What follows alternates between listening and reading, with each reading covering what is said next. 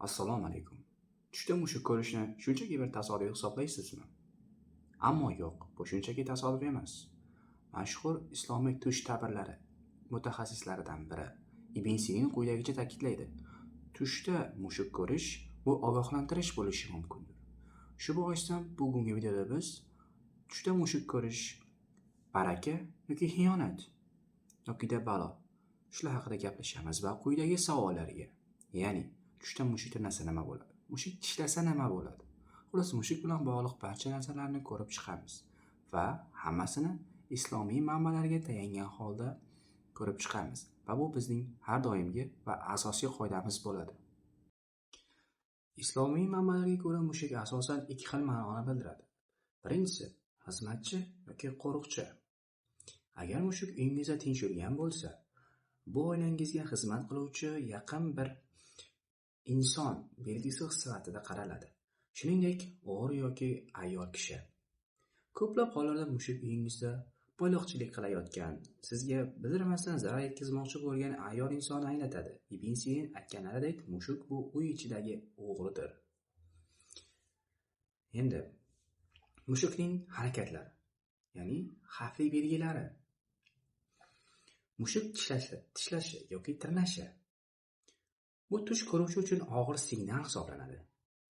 Bu yaqin orada uzoq davom etadigan xastalikka chalinish yoki eng yaqin insondan kelayotgan xiyonat bo'lishi mumkin. Mushuk bilan olishish. Agar siz tushingizda mushuk bilan uchrashib, uni yengsangiz, kasallikdan tezda shifo topasiz. Agar mushuk sizni yengsa, tashvishlar biroz cho'zilishi mumkin. Mushukni uydan haydash. Bu juda yaxshi tush. Bu uyingizdagi fitna, g'iybat va ayyor insonlarni fosh qilib, ulardan qutulishingizni bildiradi. Bu ya'ni yaxshi signal. Endi yana bir muhim omillardan biri bor, ya'ni tushdagi aniq bir ta'birni aniqlash uchun sizda aynan bu mavzumizda mushukning rangi ham inobatga olinishi kerak bo'ladi. Va oq va qora mushuklar sizda bo'lishi mumkin. Mushukning turi, aytganimdek, mushukning turi ham juda muhim. Agar mushuk chiroyli va muloyim bo'lsa, bu yili siz uchun xotirjam va barakali topadi. Endi yovvoyi mushuk bu qiyinchilik va g'am ramzi hisoblanadi. Urg'ochi mushuk.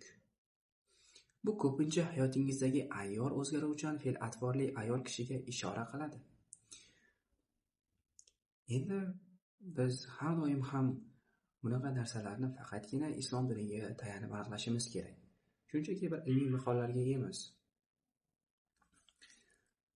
Albatta, endi bundan xulosa qilishimiz kerak. Endi xulosasi shuki, mushuk ko'rish sizni atrofingizdagi insonlarga nisbatan hushyor bo'lishga chaqiradi. Agar noxush tush ko'rsangiz, payg'ambarimiz sollallohu alayhi vasallam siratlariga ko'ra, uyg'ongach chap tomonga 3 marta tuflash kerak va astag'firulloh deyish kerak, shuningdek Allohdan panoh so'rash kerak. Yaxshi tush ko'rsangiz faqat yaxshi niyat qiling. Siz tushingizda qanday mushuk ko'rganingizdan qat'iy nazar, bu yaxshi bo'ladimi yoki yomon bo'ladi? O'ngingizda bu uchun Allohdan yaxshilik, mag'firat so'rasangiz, albatta hayotda bu boshqacha bo'lishi tabiiy va aniqdir. Va bizga bu Imom Buxoriy tomonidan ham aytilgan. Va duo taqdirni o'zgartiradi deb bizga ko'p bor ta'kidlagan. Albatta, bugungi video faqatgina shulardan iborat edi. Agar qaysidir qismida kamchilik bo'lgan bo'lsa yoki sizga savollar tug'dirgan bo'lsa, shunchaki izohlarda yozib qo'ying. Agar ushbu video sizga manzur bo'lgan bo'lsa, shunchaki unga obuna bo'lish, like bosish tugmalarini bosib qo'yib, kanalimizni qo'llab-quvvatlang.